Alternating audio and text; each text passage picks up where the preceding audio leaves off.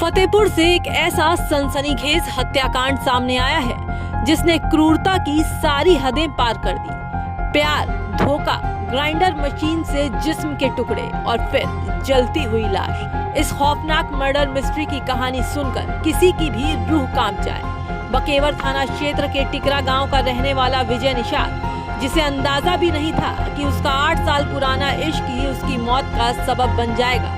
वारदात की जड़ में था विजय निषाद और हमीरपुर की रहने वाली किरण नाम की महिला का 8 साल पुराना प्रेम प्रसंग। दोनों का अफेयर लंबे वक्त से चल रहा था, लेकिन इस अवैध रिश्ते की भनक जैसे ही किरण के पति को लगी, घर में कोहराम मच गया। पति ने गुस्से में आकर इस प्रेम कहानी को हमेशा हमेशा के लिए दफन करने की एक ऐसी साजिश रची जिसे सुनकर पुलिस भी दंग रह गई। साजिश के तहत आरोपी पति ने अपनी ही पत्नी किरण के जरिए विजय को फोन कर घर बुलवाया। विजय जैसे ही घर पहुंचा, मौका पाते ही उसके सिर पर दरवाजे की भारी चौखट से ताबड़तोड़ वार किए गए। विजय की मौके पर ही मौत हो गई, लेकिन हैवानियत यही नहीं रुकी। सबूत मिटाने के लिए आरोपी दंपति ने एक ग्राइंडर मशीन उठाई और लाश के टुकड़े टुकड़े कर दिए। इन टुकड़ों को बाइक पर लाद कर कानपुर के एक घने जंगल में ले जाया गया, जहां लाश पर पेट्रोल छिड़क कर उसे आग के हवाले कर दिया गया। पहचान छुपाने के लिए विजय का पैन कार्ड, एटीएम और जूते भी जंगल में फेंक दिए। इधर विजय के लापता होने पर परिजनों ने किरण पर शक जताते हुए केस दर्ज कराया। पुलिस ने जब आरोपी दंपति को उठाया तो वो पहले गुमराह करते रहे, लेकिन जब पुलिस ने उनके मोबाइल फोन जब्त कर उनकी यूट्यूब सर्च हिस्ट्री खंगाली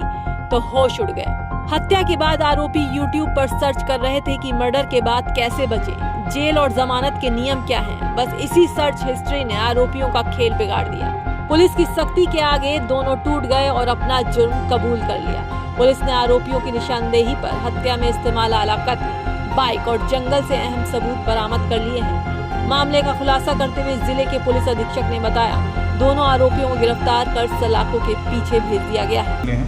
उनके आधार पर उनकी शिनाख्त करवाई जाती है, तो उसके बाद माना जाता है कि उसी के बेटे का जो वहाँ पे नरकंकाल है उसी के बेटे का है, और उसमें जो डिटेल्ड जो कंक्लूजन निकलेगा वो उसके डीएनए से प्राप्त हो जाएगा, जिसके लिए डीएनए के लिए उसकी टेस्टिंग के लिए भेज दिया जाएगा।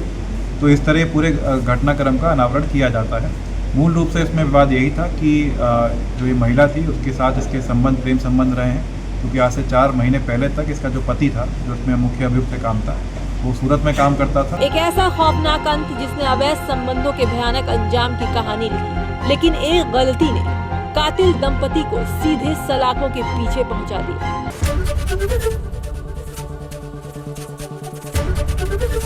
एबीपी गंगा, खबर आपकी, जुबान आपकी।